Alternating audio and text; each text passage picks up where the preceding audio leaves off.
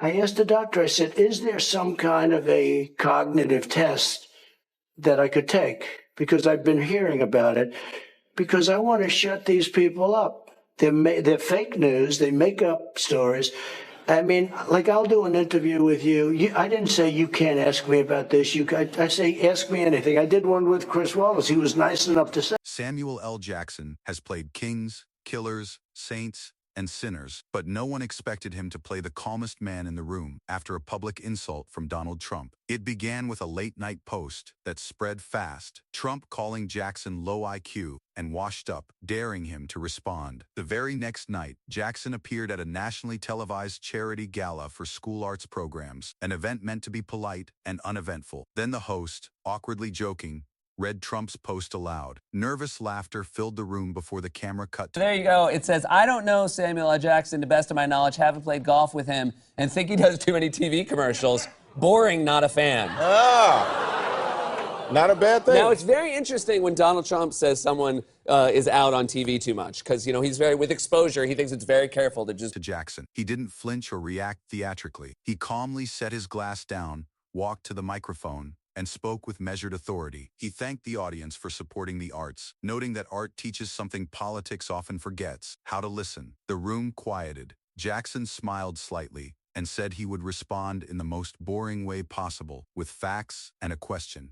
He cited Trump's own words about taking cognitive tests, then paused. Without even naming Trump, Jackson delivered his point. When someone constantly calls others low IQ, it often reveals fear of being questioned, challenged, or explained. The crowd laughed softly, not because he attacked, but because he didn't have to. Jackson remained composed, letting silence and clarity do the work.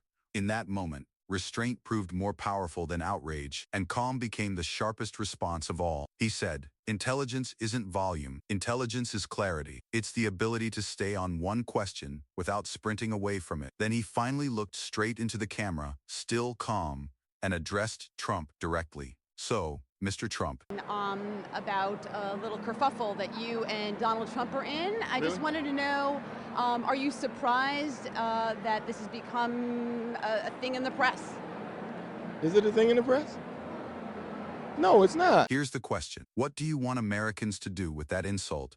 Are they supposed to feel safer, pay less for groceries, sleep better at night? The room erupted, not in shouting, but in a wave of relieved applause.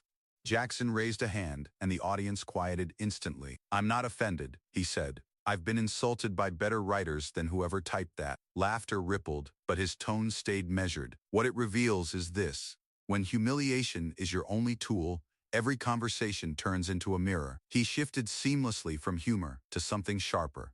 I want to ask you about Donald Trump. You are in a feud with Donald Trump right now. Do you know this? No, I don't. Because this is very exciting. Oh, for really? me, because he doesn't like me either, and so anytime there's somebody new he doesn't like, I feel a fraternity, a brotherhood with this. Okay, so we're having beef? You're having beef because I guess you said in an interview that you were a better golfer than him, and then you told a story. Is this true that he signed you up for one of your golf clubs and didn't tell you? Yeah. Quoting a past exchange about Trump feuds, he shrugged it off, then grounded the moment with a lesson from his mother. Manners weren't about politeness. They were about discipline. The kind that keeps you steady when someone wants you to swing. Applause followed again. Jackson nodded once and continued, "If you disagree with me, disagree with my point. If you disagree with my politics, disagree with my vote. But if your first move is an insult, you're telling the world you don't have an argument ready." When the host tried to cut in with a joke, Jackson smiled and said, "Let me finish, brother. I promise I won't yell."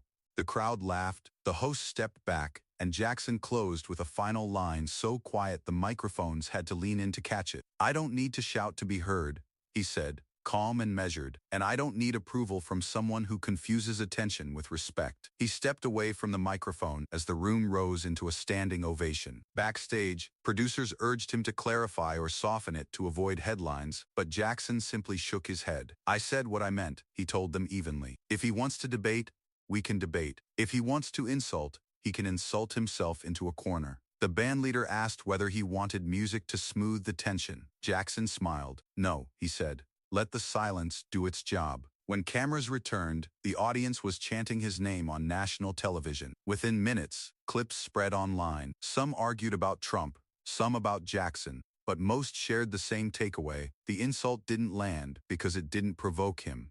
Jackson didn't fight fire with fire, he starved it of oxygen. In a culture addicted to outrage, that calm reply shocked America more than any clapback ever could. Turn on notifications if you believe truth deserves repetition.